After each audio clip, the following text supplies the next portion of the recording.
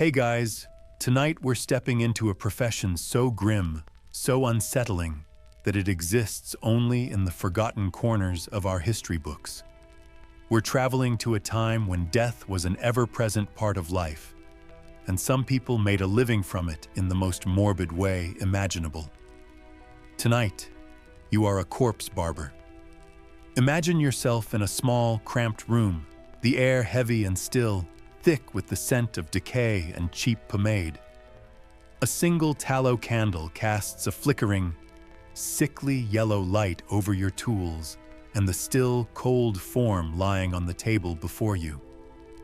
Your task is to prepare the deceased for their final rest, but not in the way you might think. You probably wouldn't last a single night in this job. The psychological toll alone would be unbearable. So before you get comfortable, take a moment to like the video and subscribe, but only if you genuinely enjoy what I do here. Comment your city and local time. Now, dim the lights. Maybe turn on a fan for that soft background hum, and let's ease into tonight's journey together. You find yourself in 17th and 18th century Europe, a world where the lines between the living and the dead were far less defined than they are today. People lived and died in their homes, and preparing a body for burial was a communal, often family-led affair.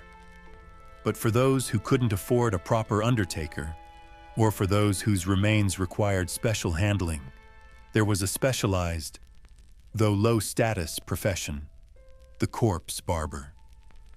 Your primary function is to perform the final grooming, the last shave, the final haircut, before the deceased is placed in their coffin.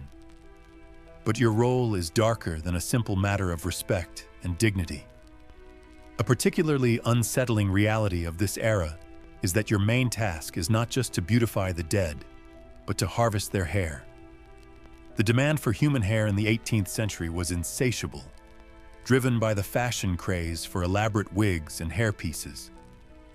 Wealthy men and women required vast quantities of hair to adorn their heads, and the price for long, healthy locks was incredibly high.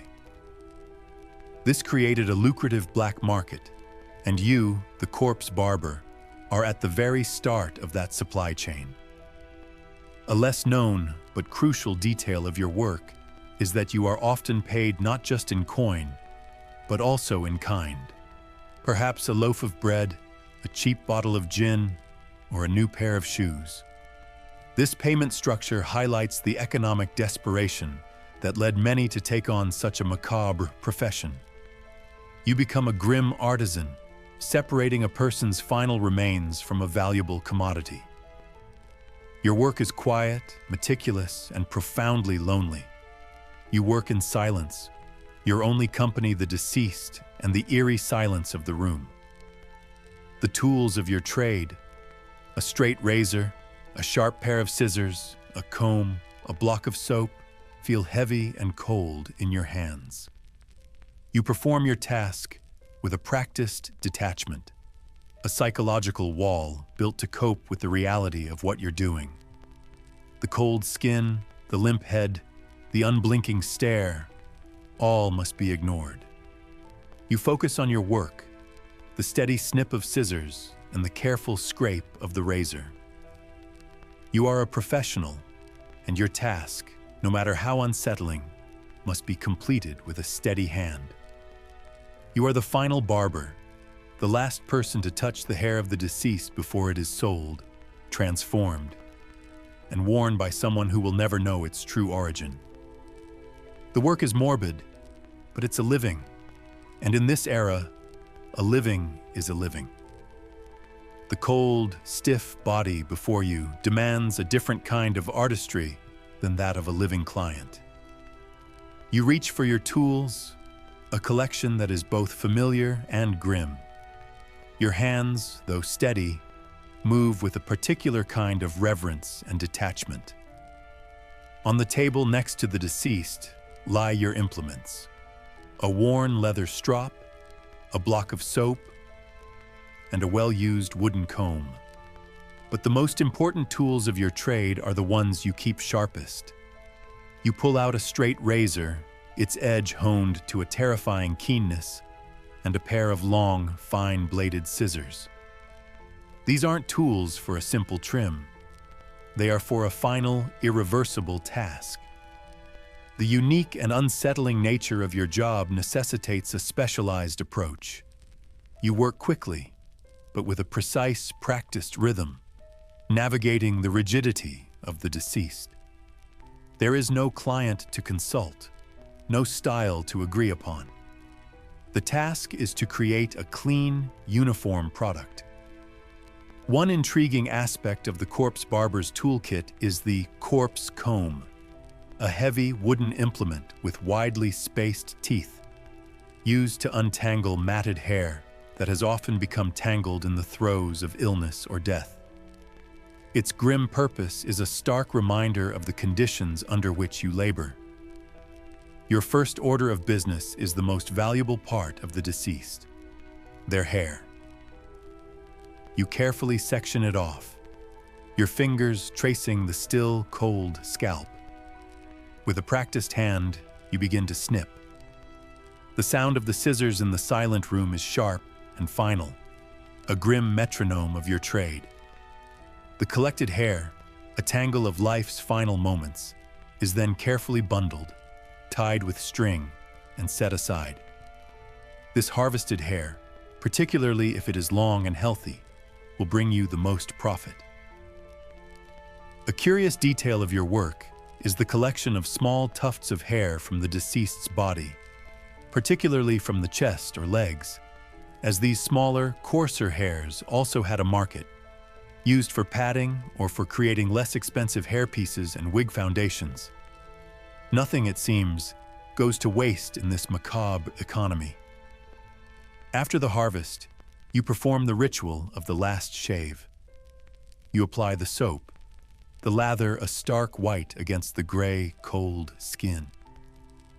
The straight razor feels heavy and foreign in your hand as you carefully, meticulously scrape away the final stubble.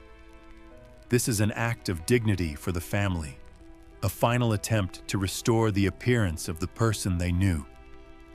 For you, it is a part of the job, a necessary formality to justify your presence and to obscure the true, darker purpose of your visit. You finish your work, leaving the deceased with a clean face and a noticeably lighter head, a final, grim exchange of a part of their identity for your own meager survival. With your grim harvest completed, you now become a crucial link in a secretive and unsettling supply chain. The carefully bundled hair, a final piece of the deceased's legacy, is not meant for the grave. It's a commodity. You carry it, often discreetly concealed beneath your clothing, through the winding, filthy streets to the heart of the black market. The destination is typically a back alley, a hidden workshop, or the dimly lit corner of a barber surgeon's shop. Here, the trade is conducted in hushed tones and furtive glances. Your client is not the grieving family. Your client is the wig maker. The demand for human hair in this era is truly staggering, with each elaborate wig often requiring hair from multiple people. The wig makers need a constant, cheap supply to meet the demands of their wealthy patrons.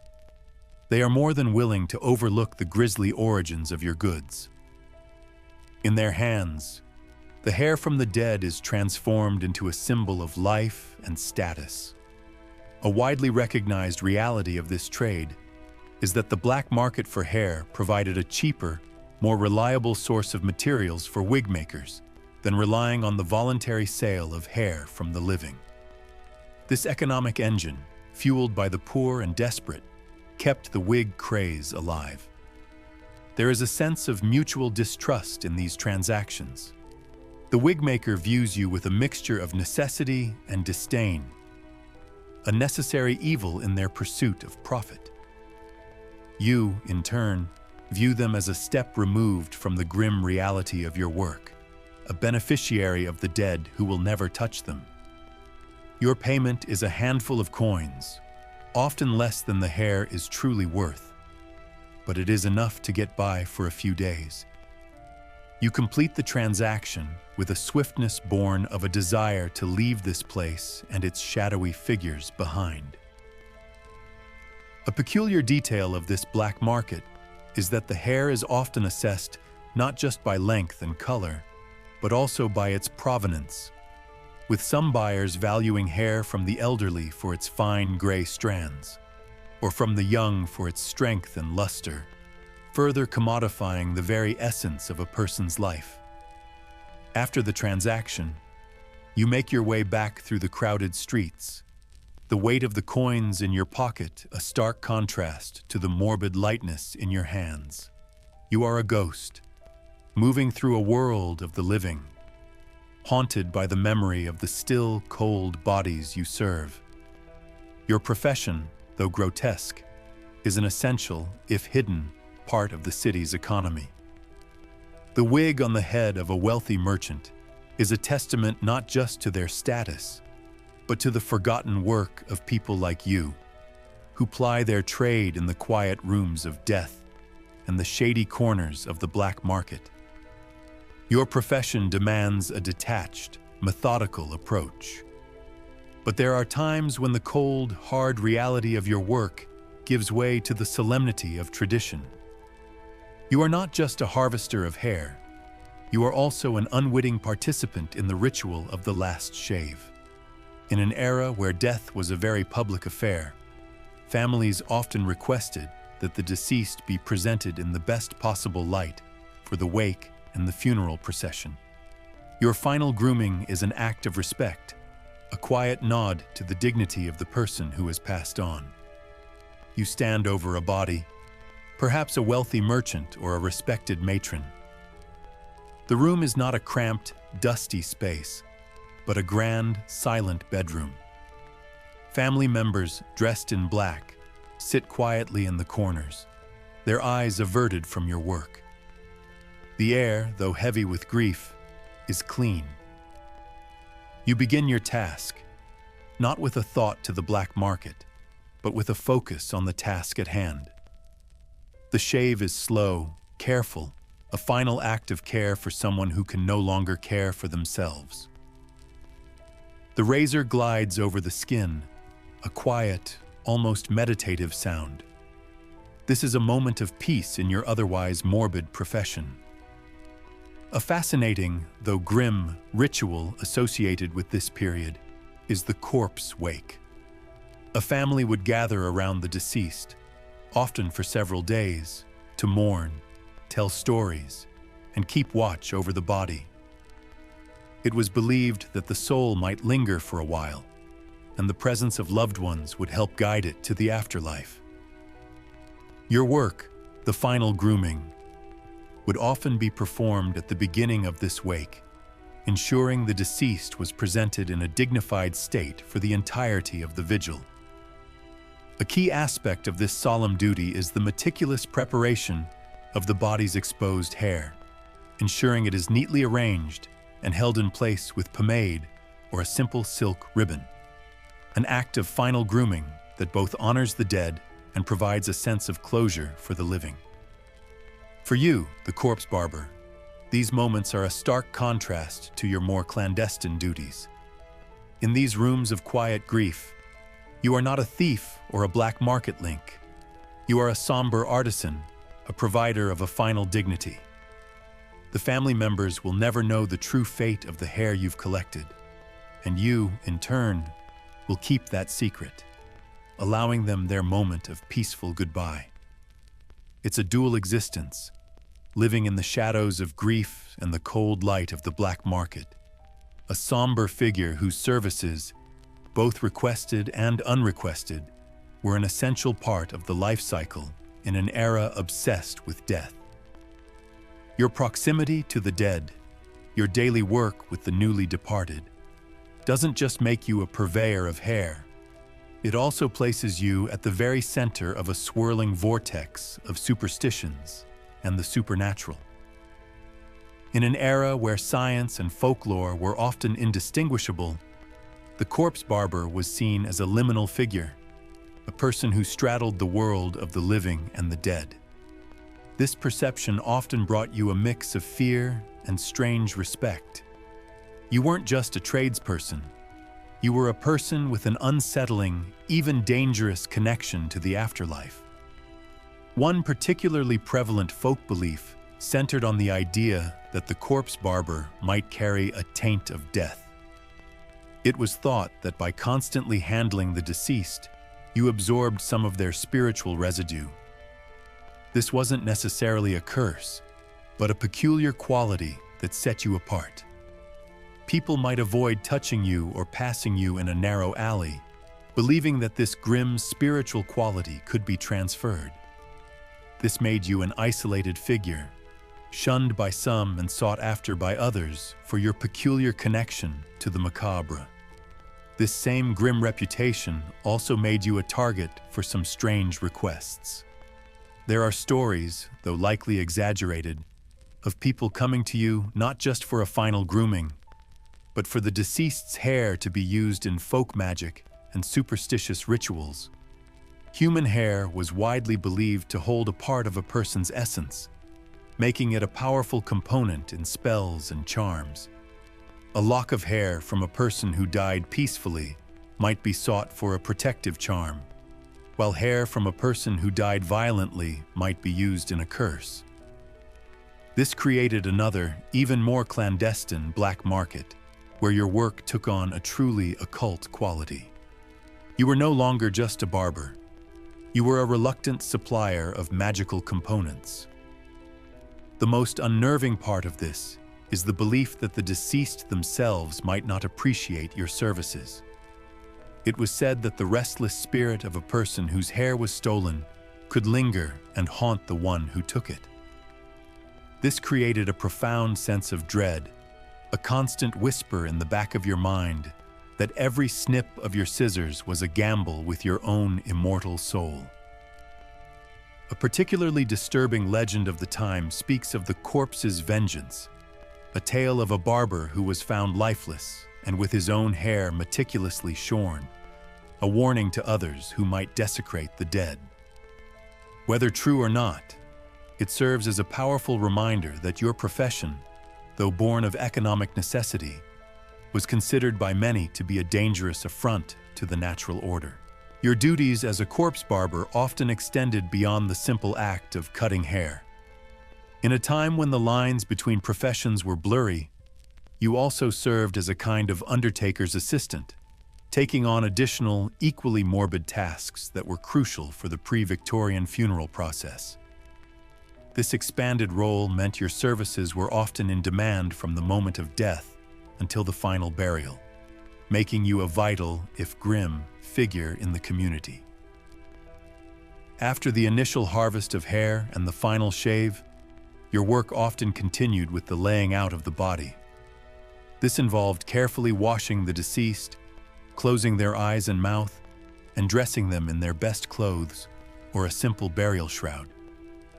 This task was a delicate one, performed with a quiet dignity, as you helped the family prepare their loved one for the long wake. This part of your work, though somber, was a recognized and respected service, a necessary step in the grieving process.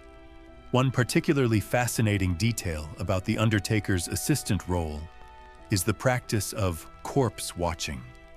In an era without modern medicine, the fear of burying someone alive was a very real, if rare, concern. Therefore, a corpse watch would often be hired to sit with the body for a period of time before burial to ensure the person was truly deceased. While not always your primary duty, it was an additional service you might be called upon to provide, adding another layer of macabre solitude to your professional life.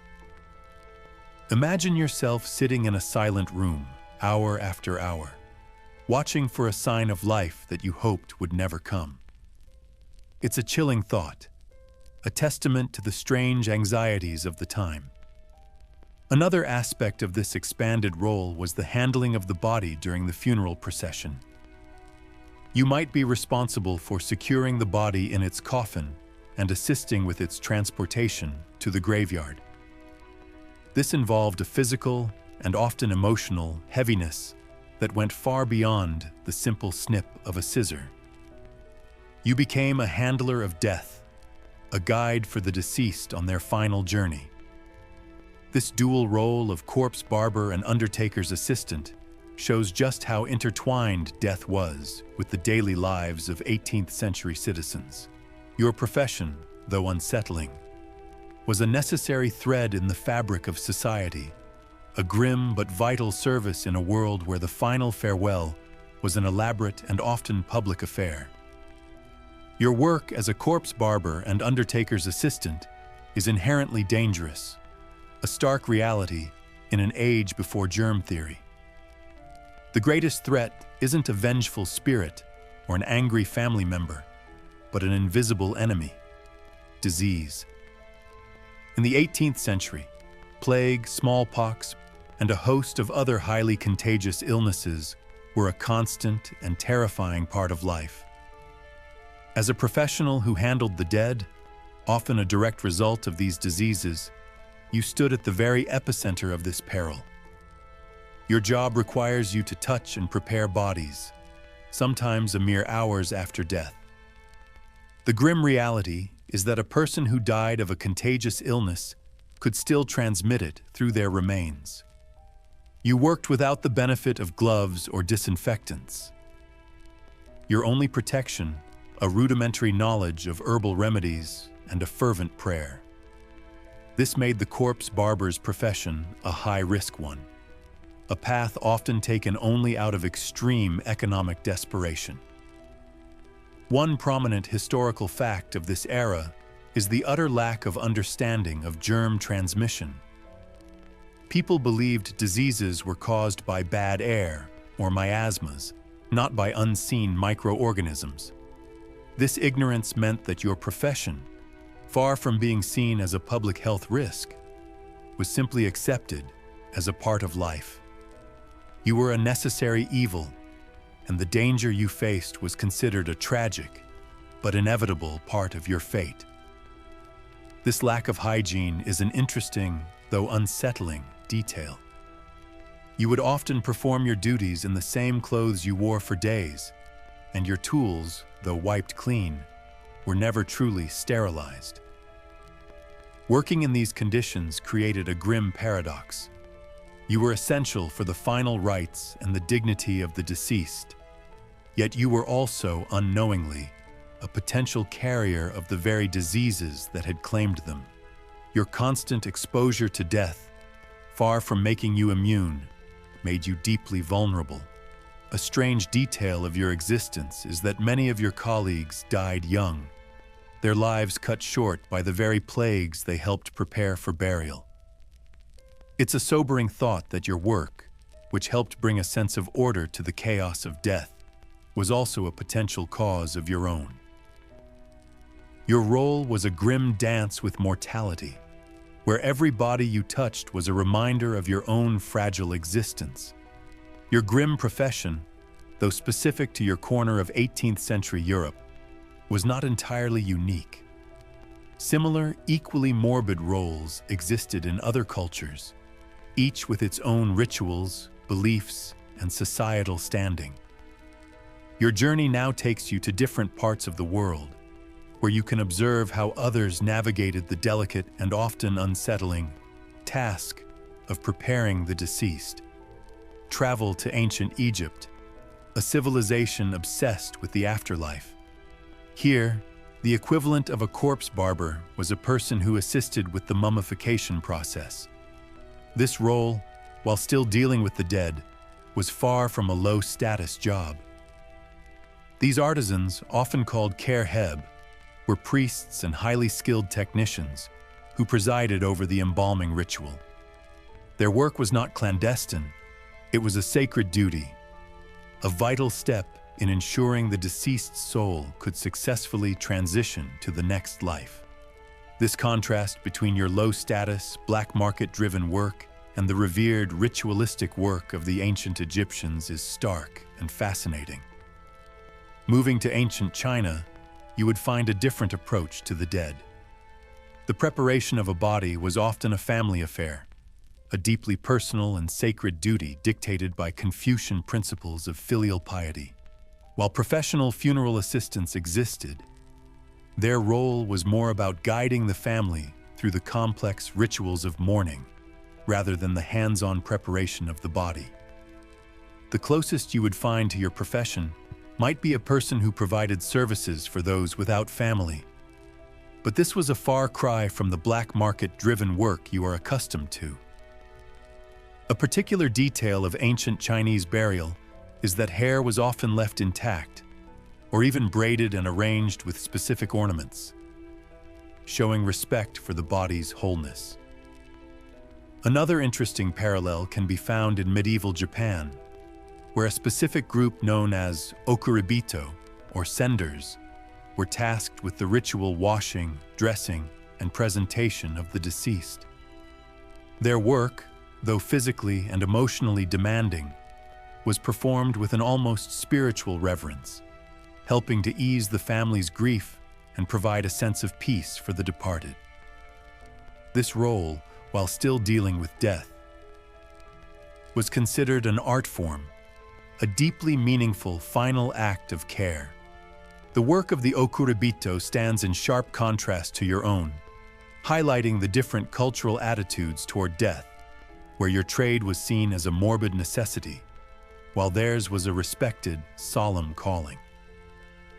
These global examples prove that while death is a universal experience, the way we prepare for it and the jobs we create to handle it are as diverse and varied as humanity itself. As the calendars turn and the 19th century begins to dawn, your grim profession begins to fade into obscurity. The forces that once fueled your work, a rampant wig craze, a communal approach to death, and a lack of modern hygiene, are all slowly giving way to a new era. You are a dying breed, an anachronism in a world that is becoming more sanitized, more private, and more organized in its approach to death. The biggest factor in your profession's decline is the rise of the modern funeral home. Instead of the deceased being prepared in a family's home, the body is now taken to a specialized establishment. This change is brought about by a confluence of factors, including a growing sentiment for privacy in a more urbanized society, and a new, more scientific understanding of medicine and sanitation. The entire process of preparing a body for burial is moved indoors, away from the prying eyes of the public and the hands of people like you. This new, professional approach to death also introduces the practice of embalming.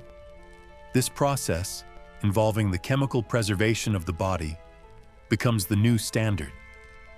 Your tools, the straight razor, the corpse comb, are replaced by specialized instruments, and your grim art of harvesting hair is rendered obsolete.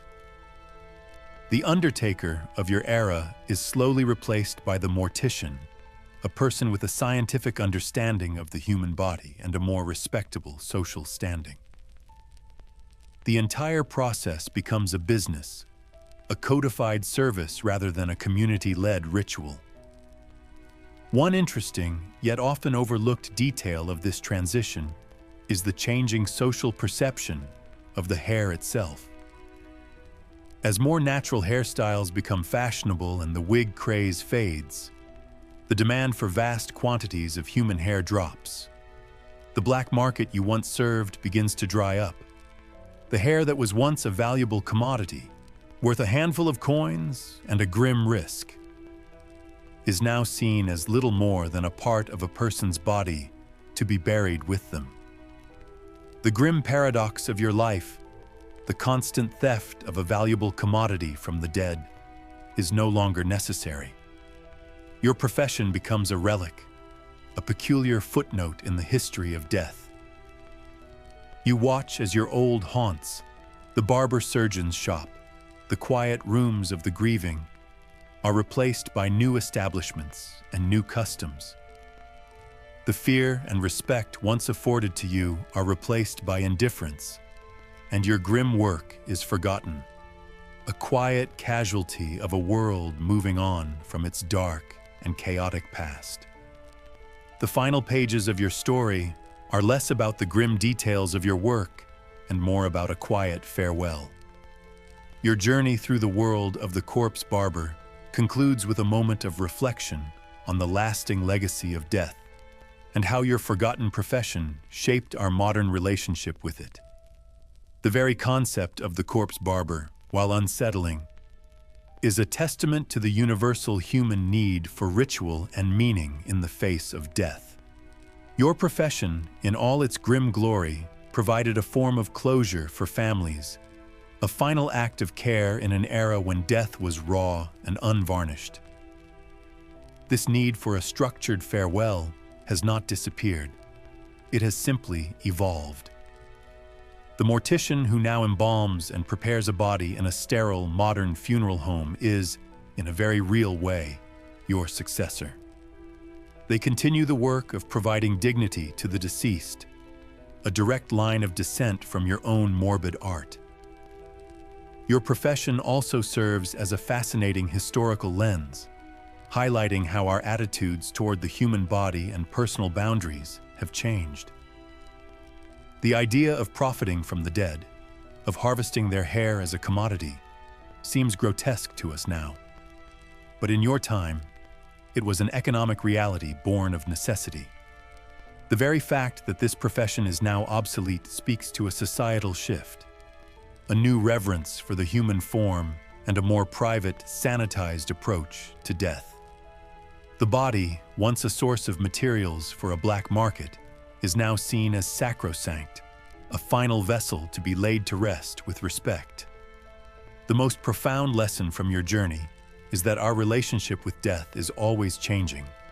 The fear and respect that you were afforded, the superstitions that surrounded you, the lack of hygiene that endangered you, these were all products of their time. The calm, organized, and scientifically driven funeral industry of today is a testament to a different set of societal values. The quiet work of the corpse barber may be gone, but the human desire to honor the dead and find meaning in a final farewell is a story that continues to be written.